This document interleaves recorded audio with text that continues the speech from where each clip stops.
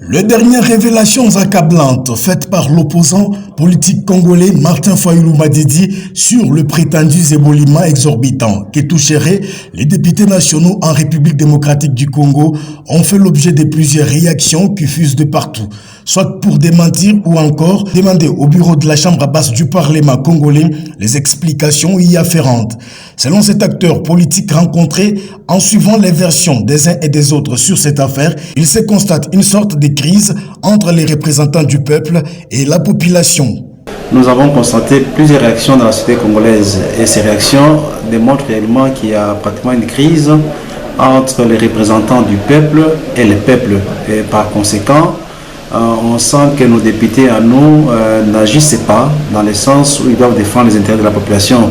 Rien qu'avec les montants qu'on a donnés, on s'est dit c'est une catégorie de la population qui n'est pas avec la population. Et par conséquent, il y a pratiquement cette crise de confiance qui va naître entre les citoyens et ses représentants. Poursuivant, Théophile Assipaté appelle les élus nationaux à plus de conscience, surtout au patriotisme. C'est pratiquement une bonne chose pour la population et on se réalise qu'au niveau de l'Assemblée nationale, il n'y a pas opposition ou majorité, union sacrée ou opposition.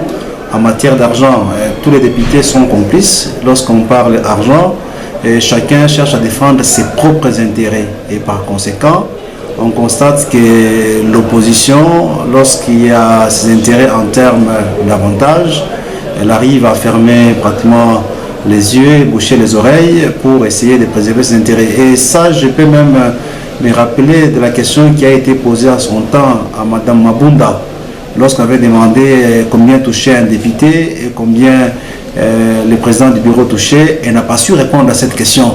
Donc en matière d'argent, on sent qu'il y a pratiquement la non-transparence dans la gestion des fonds qu'on donne aux députés et je crains que d'ici 2023, ces comportements que les députés de l'opposition et ceux de l'Union sacrée affichent en matière d'argent qui soient sanctionnés par la population.